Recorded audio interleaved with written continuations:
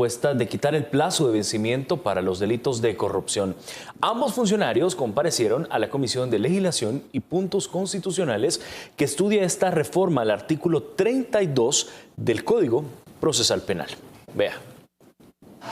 En el seno de la Comisión de Legislación y Puntos Constitucionales, el ministro de Justicia y Seguridad Pública explicó la base legal para investigar la corrupción cometida en años anteriores mediante la declaratoria de orden público a la reforma del artículo 32 del Código Procesal Penal. Los actos de corrupción tienen un profundo y permanente impacto negativo en el erario, lo que impide a un Estado cumplir con sus fines constitucionales. Artículo 1. De la Constitución. La reforma a la normativa impulsada por el gobierno del presidente Nayib Bukele pretende que los delitos de corrupción como peculado, cohecho activo, soborno transnacional y tráfico de influencias no prescriban. Podrán ser llevados ante la justicia actos que, a pesar de haberse consumado en el tiempo, todavía proyectan sus efectos nocivos al presente y que por tanto son y deben ser perseguibles. Esto implica un mensaje de compromiso al combate a la corrupción. Esta comisión también escuchó la opinión del fiscal general de la República, Rodolfo Delgado, quien respaldó la modificación a la normativa. Se vuelve necesario crear las herramientas legislativas que nos la proporcionen a la Fiscalía General de la República para que podamos perseguir ese tipo de delitos con independencia de la época en la cual estos se hubiesen cometido. Los diputados de esta instancia legislativa agradecieron los aportes brindados por los funcionarios y reiteraron el compromiso de sumar al combate de la corrupción.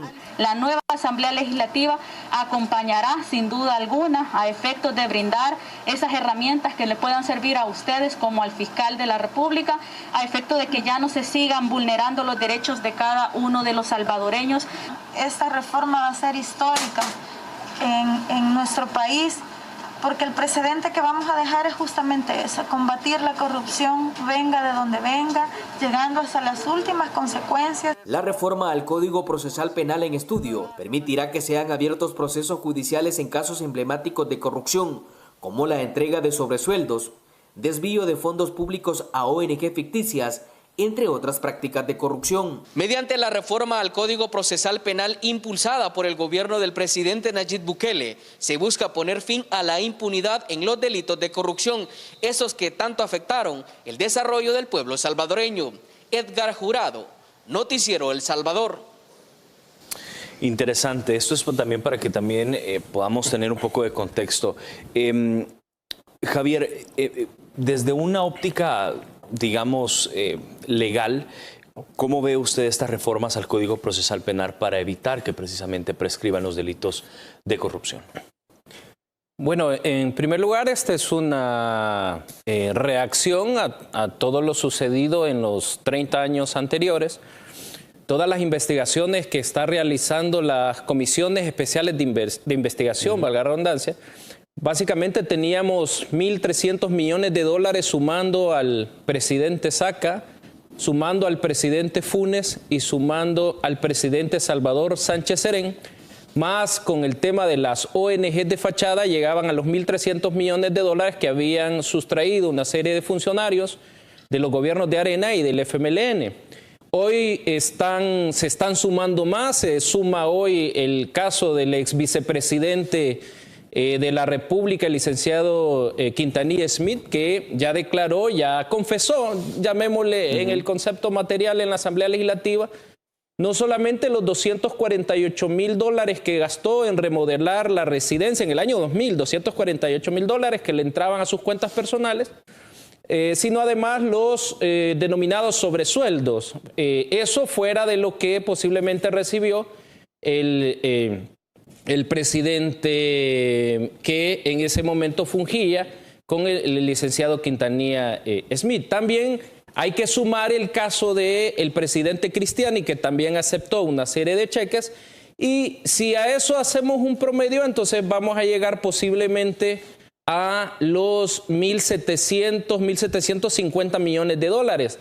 Pero hoy le sumamos los más de 280 millones de dólares que el ministro de Hacienda hoy está reclamando derivado de una sentencia de inconstitucionalidad, que ya Más adelante vamos a entrar en eso, claro. Y que además sacaron un decreto donde se evitó que se fiscalizaran algunos años y básicamente estaríamos llegando a un promedio de 2.000 millones de dólares. Entonces, 2.000 millones de dólares ya es básicamente lo que tenía un presupuesto en algún año del expresidente Francisco Flores, que él tenía alrededor de 2.400 millones de dólares. Si la sustracción es de 2.000 millones de dólares, entonces el efecto del Estado, la obligación del Estado, dice una sentencia de inconstitucionalidad, la 6/2016, debe de ser reactivo, debe de unir y coordinar todas las instituciones del Estado para combatir en el pasado, en el presente y en el futuro el tema de la corrupción. Y estoy hablando de una corrupción concreta. Entonces, ¿qué es lo que sucedió con el artículo 32? Que ya lo hemos hablado varias veces, pero es importante señalar o mencionar cómo va ahorita en la Asamblea Legislativa. ¿Qué es lo que sucede? ¿Cuál es el efecto? El artículo 32 del Código Procesal Penal, el presidente de la República instruye al ministro de Seguridad armar una reforma de tal manera que no queden impunes, como también dice una sentencia de inconstitucionalidad, que no queden impunes los delitos de corrupción. Se hace el análisis, el ministro hace el análisis conjuntamente con la Secretaría Jurídica y se llega a la conclusión de incorporar un nuevo catálogo de delitos al artículo 32. El artículo 32 ya tiene delitos que no prescriben. ¿A qué me refiero con que no prescriben?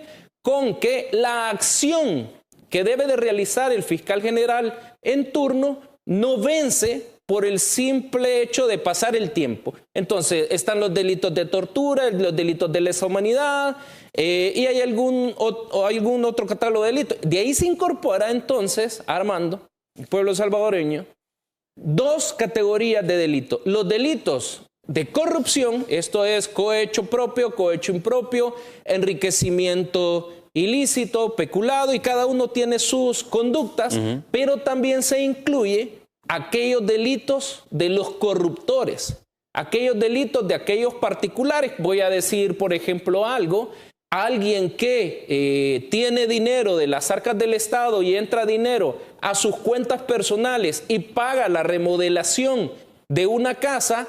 Esta empresa a la que le pagaron la remodelación de la casa y que se ha dicho que se le daban 30.000, 40.000 dólares en cada entrega que se hacía, esa empresa, por ejemplo, tiene que ser investigada. Es decir, todas aquellas personas naturales y jurídicas privadas, y estoy hablando incluyendo las ONGs que recibieron dinero, estoy hablando las juntas directivas de ONGs que a sabiendas de que había conflicto de interés por parte, en este caso, de los diputados del FMLN, tanto en la Ley de Asociaciones y Fundaciones sin fines de lucro, tanto en la Ley de Ética Gubernamental, tanto en una serie de disposiciones e incluso de tipo constitucional, a sabiendas de eso recibían el dinero. Entonces, la Fiscalía tiene un arduo trabajo, la Fiscalía va a tener una gran carga de trabajo que obviamente tiene que verificarse el presupuesto, porque además tiene que combatir los delitos de corrupción que se puedan estar dando. En este momento el presidente ha sido bien contundente, aquí no va a haber perdón, aquí va a haber igualdad en la aplicación de la ley en los funcionarios actuales que se puedan estar cometiendo delitos de corrupción, en los funcionarios del pasado, que es lo que hemos descubierto, y en los funcionarios que pretendan cometer delitos en el futuro. Entonces, ahorita, hoy por hoy, la comisión está llamando, en este caso llamó al ministro de Seguridad, llamó al fiscal general de la República para que dé su opinión, y terminó con lo siguiente. Es importante el debate constitucional que haga la comisión con las personas o los juristas que llame, porque la irretroactividad de la ley penal establecida en el artículo 21 de la Constitución es un derecho fundamental que atiende a lo que es la seguridad jurídica, pero no es un derecho absoluto, dice el constituyente. sino que tiene dos excepciones. Uno, cuando favorezca al delincuente, así lo dice, y otro cuando sea de orden público. Hay una serie de sentencias que han denominado orden público aquel conjunto de acciones donde el Estado está obligado a hacer para evitar, para corregir y para minimizar el daño que se ha causado. Y en tanto eso, dice la Sala de lo Constitucional en sus sentencias, no solo basta poner que es de orden público, sino que tiene que ponerse el efecto. Y por eso en el artículo 32 se puso el efecto. ¿Cuál es el efecto? Que todos aquellos delitos con categorías de corrupción y aquellos delitos que hayan cometido particulares, el fiscal tendrá la posibilidad de investigar, pero además de accionar contra ellos. Por supuesto. Vamos a hacer cuando son las 8 de la noche con 17 minutos, Javier, la primera pausa. Al regresar vamos a estar hablando también sobre algunas de las posturas que han dado algunos partidos políticos, esta minoría como el FMLN y Arena, que están en contra de esta reforma, están en contra de luchar contra la corrupción, porque ellos dicen que ninguna ley puede ser retroactiva. Al menos eso es lo que dicen ellos. Vamos a ver también la postura del gobierno del presidente Nayib Bukele a través de Javier Argueta. Quédese con nosotros. Ya venimos.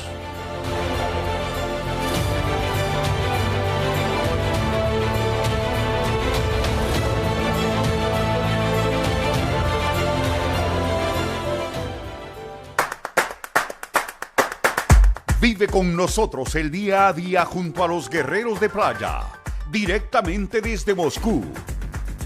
Con nuestra cobertura especial, siguiendo de cerca a la selecta de playa en Rusia. Canal 10 te lleva al centro de la emoción para que vivas la experiencia y acompañes a nuestros héroes de playa por un pase a la gran final. De lunes a viernes, cápsula especial, 12:25 meridiano y 6:55 de la tarde. Sábado, nuestro resumen especial, 7:30 de la noche y su repetición, domingo 7:30 de la noche.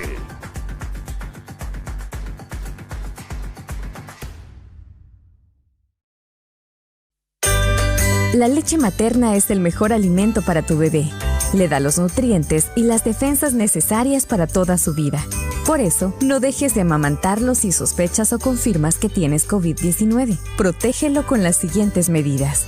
Lava tus manos antes de amamantarlo. Cubre con mascarilla tu nariz y boca durante la lactancia. Tose o estornuda en el codo, servilleta o pañuelo desechable. Bótalo y lávate las manos. Desinfecta constantemente objetos y superficies que están en contacto con el bebé. Si tienes síntomas, llama de inmediato al 132 para recibir indicaciones. No bajes la guardia. Sigue las medidas. Crecer juntos. La Política Nacional de Primera Infancia. Gobierno de El Salvador.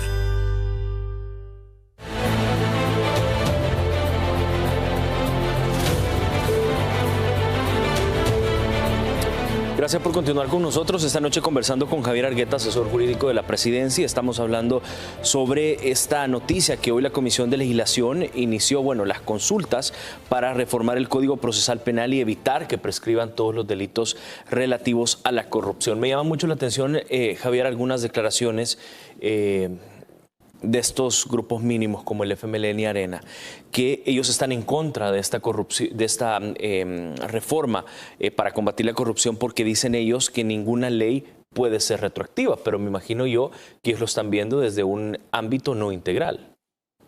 Sí, lo que pasa es que los funcionarios de Arena y del FMLN tienen una percepción confusa o a su conveniencia o errada de las leyes. O sea, su interpretación es bastante, genera mucho conflicto con la protección colectiva que las leyes dan a los ciudadanos. ¿A qué me refiero? Por ejemplo, el señor Eugenio Chicas llegó a la Asamblea Legislativa a señalar que en el caso de las ONGs que habían recibido dinero, las ONGs del FMLN, que habían recibido dinero por miembros de junta directiva en las ONG, pero también miembros en las comisiones, no había ningún problema, que era lícito y que no había ningún conflicto de interés, pero además se atreven a decir que la ley les permite. Eso tú puedes interpretarlo de dos maneras. Hay una fuerte y errónea percepción de lo que ellos mismos legislaron. Por ejemplo, en la ley de ética gubernamental establece prohibiciones a diputadas como Lorena Peña, estoy hablando en ese momento, para decidir en asuntos en que ella se iba a beneficiar. Y estoy hablando de su ONG. El artículo 6 no solo establece las prohibiciones éticas, sino que le genera una consecuencia al generar un conflicto de interés con mi ONG y entonces yo otorgar dinero a la ONG. Pero él decía algo interesante también. Yo conozco los 99 artículos de la Ley de Asociaciones y Fundaciones sin fines de lucro, pero descartó o se le fue, por ejemplo, el artículo 9, que dice que tú no puedes tener una ONG en que tú te lucres. Eso es para ámbitos privados. ¿Por qué? Porque la ONG no pagan impuestos y son no para generar una rentabilidad, sino para hacer obra social.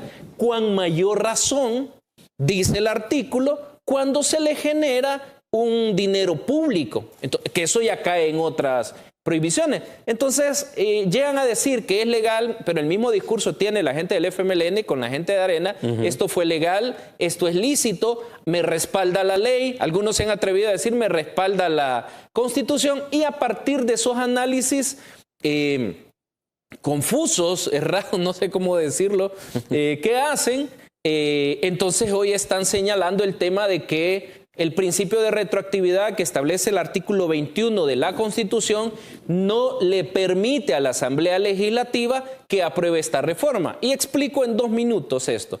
El principio de retroactividad, si bien es un derecho fundamental donde los salvadoreños solo se nos puede aplicar una ley desde que entra en vigencia a futuro, pero dice el constituyente que hay 2 excepciones para eso. ¿Cuáles son las 2 excepciones? Cuando favorezca al delincuente, que lo habíamos mencionado, esto es, ha dicho la Sala de lo Constitucional en reiteradas sentencias, hace referencia no solo al ámbito sustantivo, es decir, al Código Penal, sino al ámbito procesal penal, como por ejemplo, si yo cometí un delito que me era penado con 10 años y hay una reforma que es el mismo delito, es penado con 7 años, se me aplica lo más favorable. Pero, ojo con esto, y eso es lo que supongo sus abogados o constitucionalistas también alejan de la realidad. El orden público, ellos lo apartan y dice, el problema dice que cuando haya temas penales, solo cuando sea favorable. Ojo, que aquí lo que dice la reforma es que se le va a aplicar, en caso que el fiscal general lleve un requerimiento a los jueces, se le va a aplicar la legislación que al momento estaba vigente. Por ejemplo, si no había delito tipificado con la conducta de sustracción de dinero, no se le puede aplicar ninguna norma. ¿Por qué? Porque en ese momento no había delito. Pero si había delito, por ejemplo, el cohecho se llamaba diferente, aquel cohecho cuando yo recibo dinero a partir de beneficio, etcétera, si el cohecho se llamaba diferente, se adapta a eso.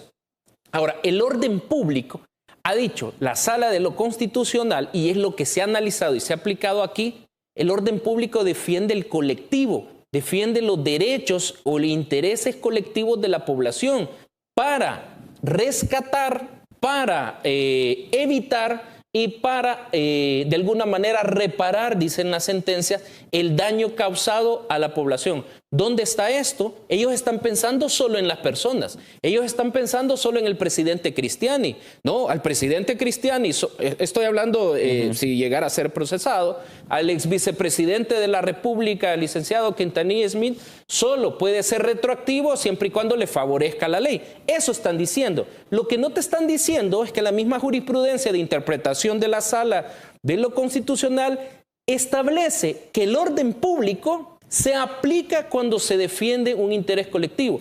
Un interés colectivo que casi llevamos $2.000 millones de sustracción.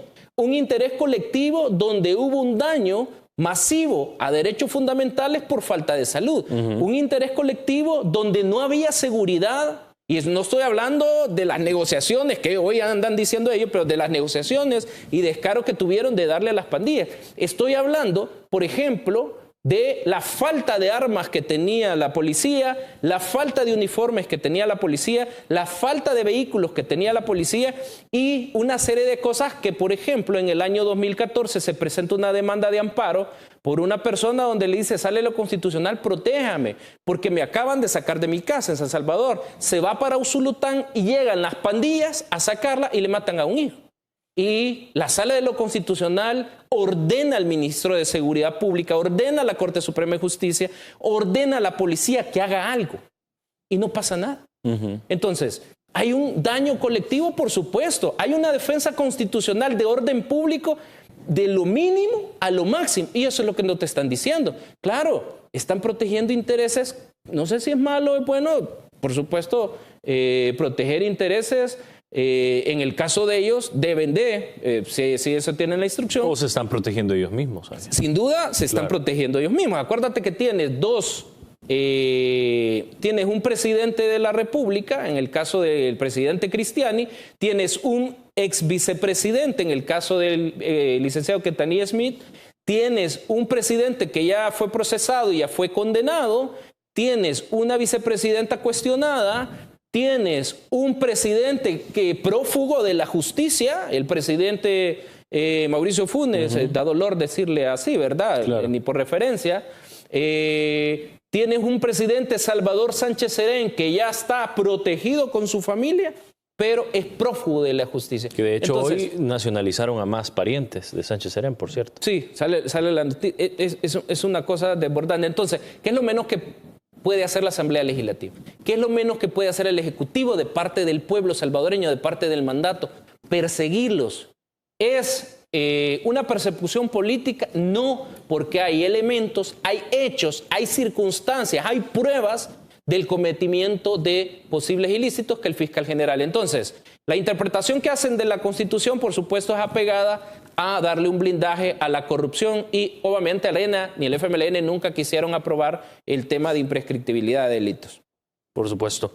A ver, vamos a hacer la segunda pausa y al regresar también vamos a estar analizando desde una vía jurídica también para que podamos comprender. El Ministerio de Hacienda, bueno, el ministro, su titular, presentó ante la Corte Suprema de Justicia requerimientos para recuperar 280 millones de dólares que fueron evadidos a través del decreto 127 por la anterior legislatura. De eso precisamente vamos a estar conversando. Quédese con nosotros. Hay muchísimos temas que conversar.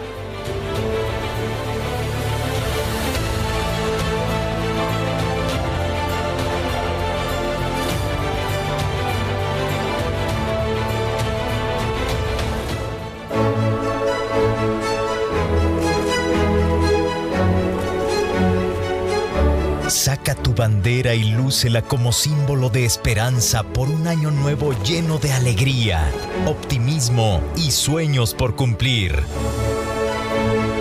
Construyamos unidos una patria nueva con prosperidad para todos. Recibamos orgullosos el año del Bicentenario. Gobierno de El Salvador. Hay héroes capaces de hacer lo que nadie más puede. Nuestros donantes del programa de plasma convaleciente son este tipo de héroes. Si te has recuperado de COVID-19 y diste negativo a tu última prueba PCR, te invitamos a ayudar con una donación de plasma a quienes luchan por superar la enfermedad. Los anticuerpos de tu plasma son clave para salvar a quienes se encuentran en estado crítico. Si deseas donar, llama a los bancos de sangre para hacer tu cita. Hospital Bloom, 2225-4114, extensión 1246 y 1250. Hospital Rosales, 2231-9201, extensión 353. Hospital Médico Quirúrgico, 2591-5550, extensión 5551. Es un proceso sencillo y fácil y te darán transporte de ida y regreso a tu casa. Tu plasma salva vidas. Gobierno de El Salvador.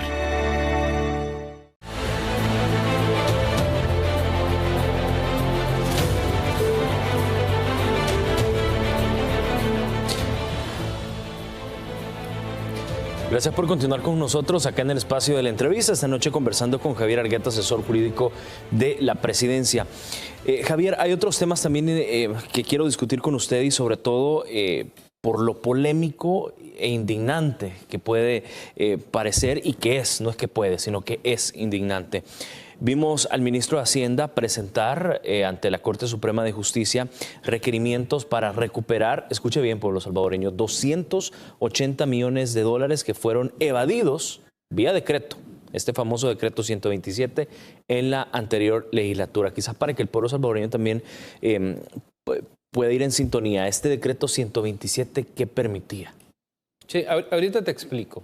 El ministro de Hacienda hoy está detenido, Carlos Cáceres, conjuntamente con el presidente Salvador Sánchez Serén, emitieron un decreto legislativo, una reforma al Código Tributario que ampliaba de 3 años a 6 años la fiscalización que se les hace a las empresas, las auditorías que se les hacen a las empresas. Entonces, esa reforma del Código Tributario, si no mal recuerdo es el 175, le permitía al Estado no tener ese margen de tiempo tan corto y le permitía fiscalizar 3 años más a fin de determinar si había evasión o si había sustracción de dinero a través de declaraciones de las empresas o de las personas. ¿Qué es lo que sucedió? Se presentó una demanda de inconstitucionalidad en el año 2014. Esa demanda de inconstitucionalidad lo que promovió fue la declaratoria de 3 decretos. Uno, el impuesto de transferencia, el impuesto a la transferencia que se hacía de los dineros en los bancos, y también se pasa llevando, y el 1% de impuesto que se aumentaba, pero se pasa llevando este artículo que promovía de 3 a 6 años la fiscalización por parte de Hacienda a las empresas. La Sala de lo Constitucional en el año 2018, en mayo, dicta sentencia y declara inconstitucional los 3 decretos y incluyendo ese artículo. Ahora, la Sala de lo Constitucional hace o da una figura que se llama la modulación de sentencias. Declara inconstitucional, pero sus efectos, es decir, la inconstitucionalidad, los efectos vayan a llegar hasta diciembre. Y creo que hay un párrafo que ya vamos a leer, van a llegar hasta diciembre. ¿Por qué?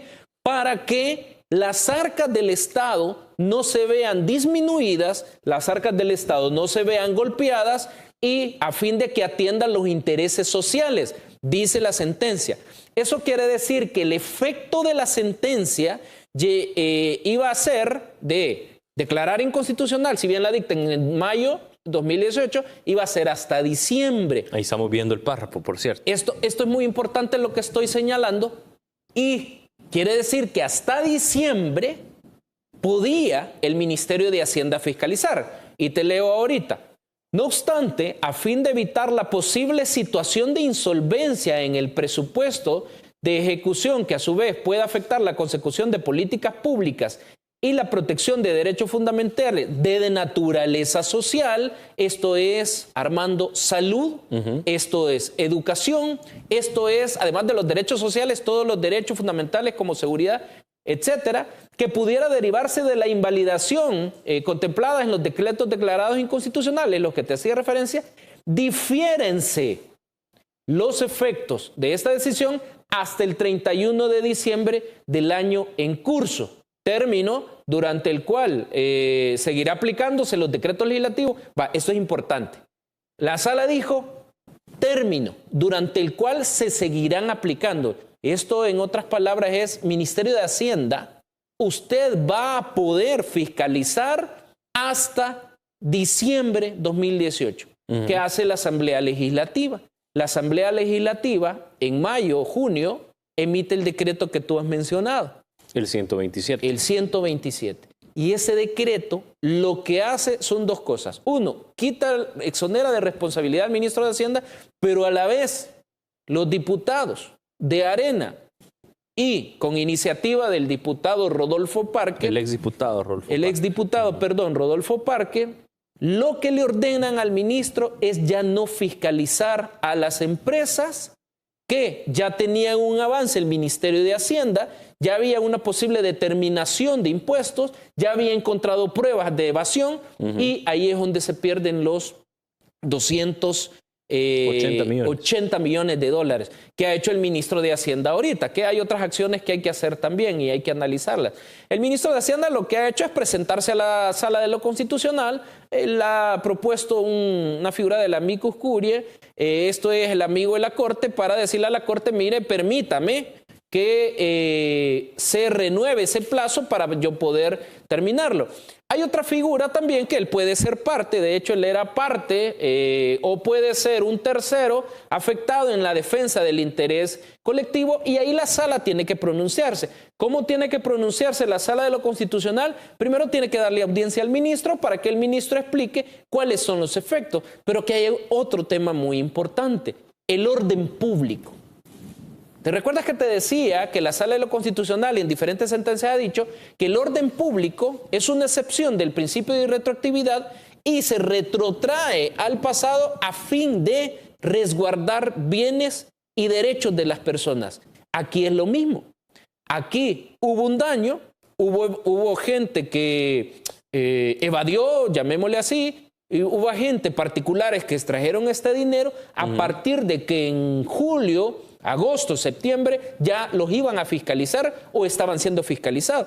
Pero la Asamblea Legislativa, con los votos de Arena y con los votos del diputado Parker y otros partidos que acompañaron, la Asamblea Legislativa le prohíbe al ministro, no, usted no va a fiscalizar. Y ahí se perdieron 280 millones de dólares. Por eso te digo, te insisto, hoy suma a casi 2.000 millones de dólares. Y es importante lo que voy a señalar. Si esto va sumando y sumando, por eso es urgente que la Asamblea Legislativa apruebe la reforma al artículo 32 del Código Procesal Penal. ¿Por qué? Porque como dice la sentencia que te señalé, la 6/2016, no pueden quedar impunes estos delitos que afectaron y posiblemente siguen afectando, ojo, afectaron por falta de ejercicio de derechos sociales, salud, educación, etcétera, seguridad, pero además endeudaron al país. Además, fuera de la partida secreta y todo eso, iban a la Asamblea Legislativa y en haciendo una comparación, hoy tú vas a la Asamblea Legislativa, la Asamblea aprueba préstamos, pero las obras se ven. Tú vas a la Asamblea Legislativa y hay infraestructura, hay calles, hay hospitales, hay mega hospitales, hay seguridad, la policía, bonos. Es decir, el ejercicio de derechos fundamentales se está dando. Hay educación, hay material para educación. Pero antes, tú ibas a la Asamblea Legislativa a que te aprobaran préstamos que llegaron a los 20.000 millones de dólares hasta el presidente Salvador Sánchez Serén. 20.000 millones de dólares nos endeudaron, porque lo digo porque se están quejando de que el presidente Bukele está mandando deuda, que la Asamblea está aprobando deuda y no se recuerdan que la deuda ya llega a los 20.000 millones de dólares con ellos sin obras. ¿Por qué? Claro, como no fiscalizaron, había la necesidad de solventar la deuda. Y eso lo dice la sentencia 1/2017, que le prohíbe, por cierto, a la Asamblea Legislativa, y ese es un elemento que el fiscal general de la República tiene que tomar para el caso de los diputados, exdiputados del Frente, para el caso de el señor Chicas, para el caso de Lorena Peña. Ellos tenían prohibido desde el año 2017 darles a ONGs. ¿Por qué? Porque la sala dice en ese momento, porque ese dinero que va sin ningún fin podría ir a también salud, educación, y vuelve a repetir. Hay una iniciativa y sobre todo se ha hablado con algunos diputados de la bancada CIAN que he tenido la oportunidad de conversar con ellos. Nos han dicho que está esa iniciativa de poder crear una comisión especial para poder investigar esta situación, este decreto 127 que suspendió la fiscalización de unos 280 millones de dólares. ¿Se puede crear una comisión especial para esto? Sí, por supuesto. De hecho, estarían obligados a ejercer el mandato. Vamos a ver, todos quizás posiblemente lo sabemos, pero siempre es bueno recordarlo. Cuando nosotros ejercemos el sufragio activo, nosotros damos un mandato. La sentencia de transfugismo que se dio por parte de la Sala de lo Constitucional 2012-2013 hacía referencia a que el pueblo configura el pastel de la Asamblea Legislativa, cómo queda determinado por las diferentes corrientes de pensamiento ideológico, pero a partir de ahí le da mandatos. El mandato que le dio a los 56 diputados de la bancada CIAN es que no quede impune ningún dinero que le quitaron, no al ministro de Hacienda, no al Ejecutivo de ese momento, sino al pueblo salvadoreño. Pero además que endeudaron al pueblo salvadoreño porque necesitaban financiar, lastimosamente, no gastos en hospitales, porque tú tenías, y es necesario recordarlo, cuando nosotros llegamos, cuando nosotros nos enfrentamos con la pandemia, habían 30 camas UCI que servían. Eso te indica a ti que posiblemente mucha gente murió en los hospitales por falta de estos instrumentos. Entonces, a partir de ese mandato que el pueblo salvadoreño otorga a la bancada CIAN, es que se deben de configurar estas comisiones especiales de investigación, que además tienen un origen y un asidero ni siquiera legal, sino constitucional, en el artículo 131, numeral 32. Por supuesto. Son las 8 de la noche con 42 minutos. Javier, quizás conocer también sus impresiones sobre las últimas comisiones especiales.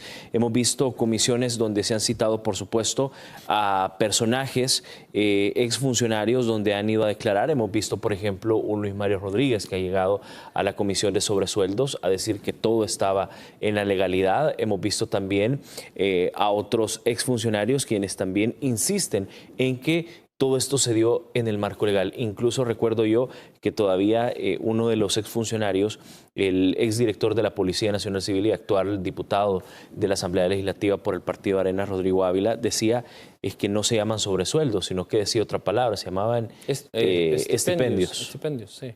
Es decir, la palabra estipendio se puede utilizar en este tipo de comisiones, es decir, ¿es legal decir esto?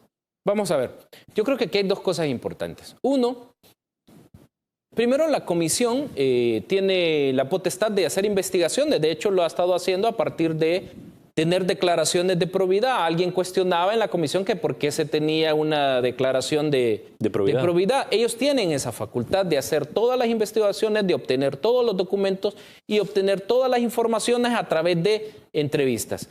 Entonces, la comisión también tiene el deber de que esas investigaciones darle un hilo conductor para que eventualmente se lleve un expediente a la Fiscalía General de la República si eso resulta así. Las defensas legales que han hecho, en el caso de Luis Mario Rodríguez, en el caso de Rodrigo Ávila, surgen a partir, la primera, de que existían manuales, en el caso de Luis Mario Rodríguez. Y él señala que existían manuales, él señala que el ministro de Hacienda en ese momento habla con él y le dice, mire, este recurso que le voy a dar, por eso son importantes las frases, porque también podemos caer en la trampa, en el caso de la Comisión Especial de Investigación, de que el sobresueldo, cuando se dice sobresueldo, se monten en esa parte con un concepto jurídico y evadan. O hagan caer en error. ¿Por qué te lo estoy diciendo? Porque los sobresueldos, yo con lo que voy a decir, los sobresueldos sí existen y están determinados en partidas presupuestarias. Pero el origen de fondos que habían que les dieron algunos funcionarios no están en esas partidas presupuestarias. Entonces, la defensa legal que se va haciendo por parte de cada funcionario tiene que contrarrestarlo, en el caso, la comisión o los miembros de la comisión. El caso de Rodrigo Ávila, por ejemplo, él señala, mire, dice, en la ley de la Policía Nacional Civil me le permitía a mí como director tener, por ejemplo, una blindada. Claro, él da pilares, da sustentos o en apariencia da sustentos de que era legal todo lo que hacía. ¿Qué tiene que hacer la comisión? Contrarrestar eso. Porque el fiscal va a hacer su trabajo. Ojo, sean manuales, en el caso de Luis Mario Rodríguez tiene que confrontar, en el caso de Rodrigo Ávila hay que verificar si la partida presupuestaria de la Policía Nacional Civil era una partida presupuestaria legal. Todos han llegado a decir que es legal, es que es lícito, pero digamos, en el caso de ellos dos, tienen un elemento más de defensa. En los otros casos, ellos mismos dicen, no, mire, me dieron dinero, me ingresa dinero a mis cuentas, yo los pago, y para el fiscal general es más fácil porque hay un hecho aceptado y, ojo, para los funcionarios del FMLN hay un hecho no solo aceptado, sino más grave, porque les prohibieron al presidente Funes que llenaran esa partida, la famosa partida secreta o los gastos reservados, que le dieran dinero que no fuera proveniente de la Asamblea Legislativa. En ellos es automático el delito. Entonces, ¿qué es lo que te quiero decir con esto?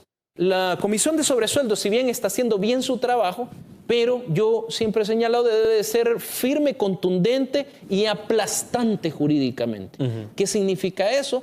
Que yo propongo que esto es legal, pero la Comisión tiene que también tener el conocimiento constitucional, administrativo y hasta penal de, en ese momento, desvirtuar. Porque tú tienes un juicio de alguna manera jurídico también. Claro, hay un juicio también de investigación constitucional, pero también tienes una labor, la comisión, de darle a conocer al pueblo salvadoreño y de desvirtuar los funcionarios que llegan. Ahora, en general se está haciendo bien el trabajo, Sardo, el trabajo que está haciendo, en el caso de Jorge, que es presidente de una de las comisiones, en el caso de Alexia hay que felicitarlos definitivamente.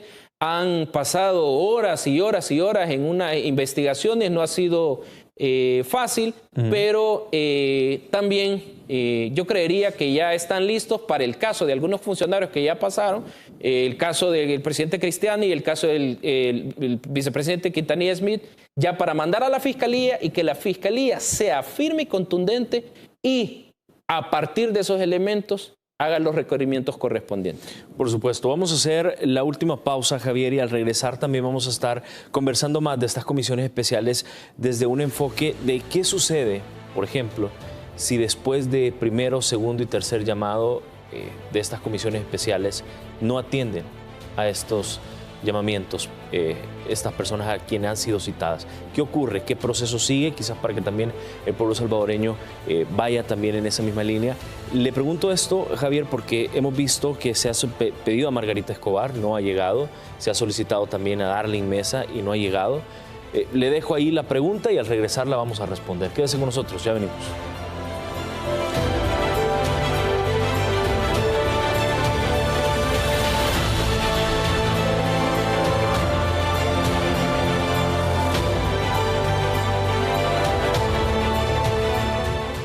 Si necesitas llevar un control prenatal para tu embarazo y no presentas síntomas de COVID-19, llama al 131.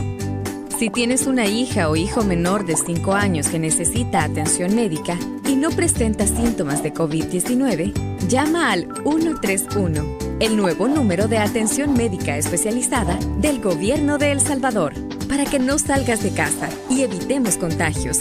En el 131, un profesional de la salud te atenderá de lunes a viernes de 7:30 a.m. a 5:30 p.m.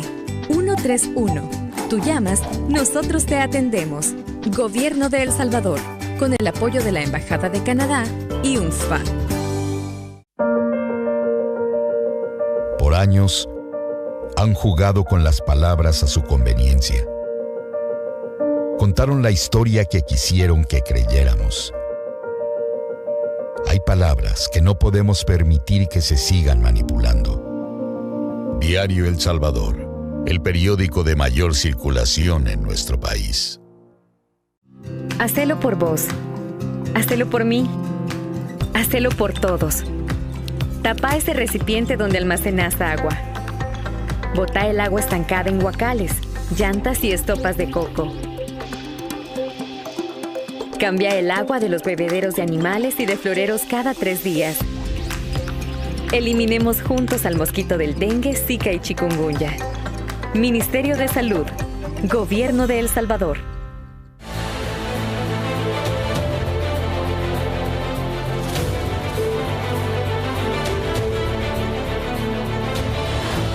Gracias por estar con nosotros. Tengo el teléfono porque estoy revisando también los mensajes que nos están escribiendo desde sus diferentes cuentas de redes sociales. Muchísimas gracias por siempre sintonizarnos. Bien pendientes siempre de sus comentarios a través de las plataformas de redes sociales. Estamos conversando con Javier Argueta, asesor jurídico de la Presidencia, y estamos hablando sobre cómo ha actuado esta comisión especial, tanto la que investiga todo el tema de sobresueldos en gobiernos anteriores, así como la que investiga las ONG fachada, que también utilizaron dinero público.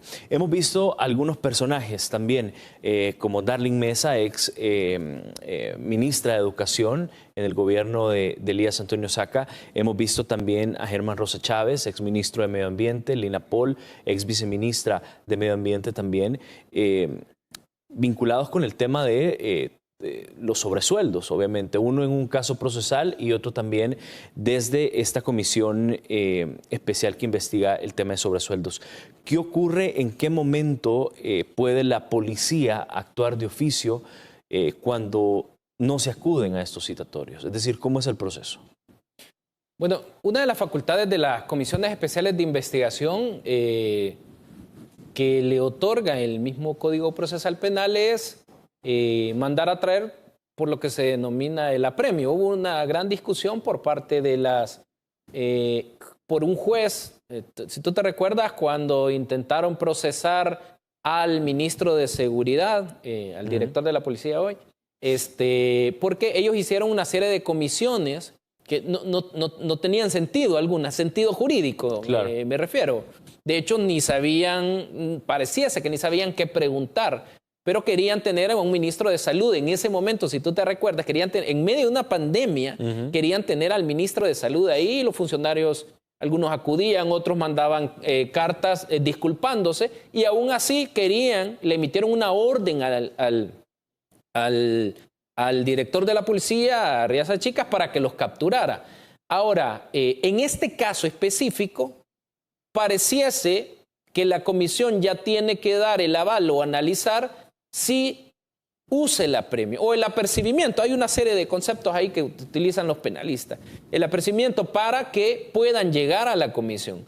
Porque entiendo que es el primer caso que no llega la ex ministra de Educación, pero también en el caso de Margarita. Ojo, aquí hay algo muy importante. Y aquí la Comisión Especial de Investigación, el presidente, tanto Jorge como Alexia, yo creo que tienen que definir un rol de coordinación, eventualmente con la Fiscalía General de la República, para todos aquellos casos que se están volviendo prófugas las personas. Ya tenemos varios. Claro. Ya tenemos, pareciese ya un colectivo.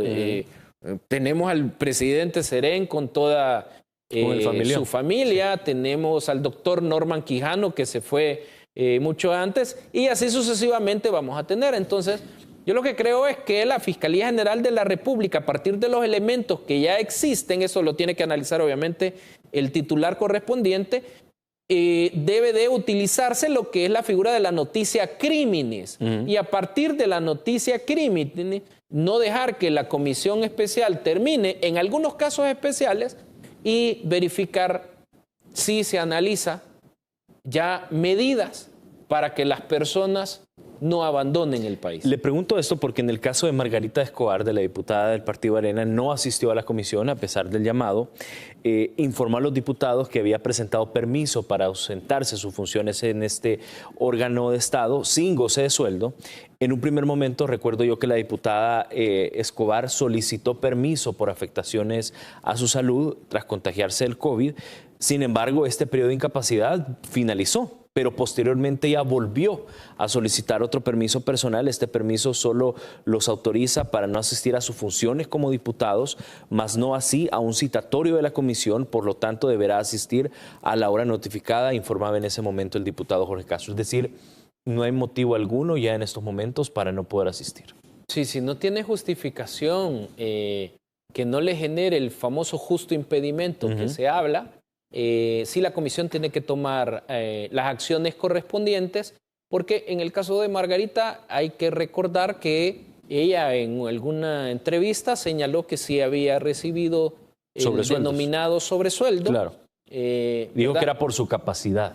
Recuerdo yo. Atendiendo al concepto ¿verdad? De los gastos reservados que se dieron, se repartió el dinero. Entonces, la comisión sí tiene que analizar, eventualmente tomar una medida.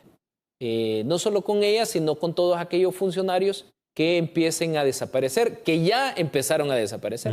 Si tú te recuerdas en alguna entrevista que tuvimos hace varios días, yo señalaba lo mismo. Yo creo que tenemos que tomar medidas como Estado para que la impunidad no se genere, porque a pesar de que estableces comisiones especiales de investigación, haces un trabajo arduo por parte de los diputados en este caso, la Fiscalía hace, pero la impunidad llega y se genera a partir que existen 2 presidentes del partido FMLN que además no solo son prófugos, sino les concedieron ciudadanía, les concedieron el blindaje. Lastimosamente es una vergüenza, sin duda alguna, para todos nuestros hermanos nicaragüenses lo que se está haciendo ahí, pero les protegieron con el blindaje de la ciudadanía. Entonces, como Estado, en el caso específico de la comisión, tiene que analizar medidas para efectos de que las personas que eventualmente van a llamar no salgan del país. Esto es una coordinación con la Dirección General de Migración. ¿Pueden ellos? Sí, por supuesto. Pueden hacer coordinaciones con el Estado, con la policía, con migración para verificar que las personas no salgan, por supuesto. Lo faculta Tienen la ley. esas facultades. Claro. Es correcto. Ahora bien, existe y siempre digo, existe este pequeño sector de los partidos políticos que insisten en que los informes que salen, y le pregunto para que también usted nos aclare, Javier, estos informes que salen de estas comisiones especiales no tienen base legal y que solo son recomendables para la Fiscalía, es decir, no existe un fundamento legal de lo cual la Fiscalía puede tomar esto y, por supuesto, empezar una investigación. Sí, bueno, si eso fuese cierto, Armando, no tendría sentido la comisión. La comisión, ojo, claro. No tendría sentido, me refiero, no a las que están instaladas. No tendría sentido que el constituyente, en el artículo 131, numeral 32 de la Constitución, insisto, no de una norma con rango legal, un decreto legislativo, en la Constitución le dé esa facultad de crear comisiones especiales de investigación, así lo dice, claro, para investigar asuntos de interés nacional. No tendría asidero, ni legal ni constitucional, si eso fuese cierto. Además, obviamente tú me refiero a ellos, partes de que cuando tú haces las cosas son legales, pero cuando otro las hace son ilegales. Cuando ellos montaron comisiones especiales de investigación, cuando ellos establecieron interpelaciones, cuando ellos querían destituir al presidente de la República formando una comisión de 5 médicos, ¿te recuerdas? Sí, recuerdo. Eso lo propuso un diputado de Arena, el jefe de fracción, pero otro diputado del Frente en la misma Sintonía. Plenaria propuso un antejuicio al presidente de la República. En esa misma plenaria, entonces, eso era legal.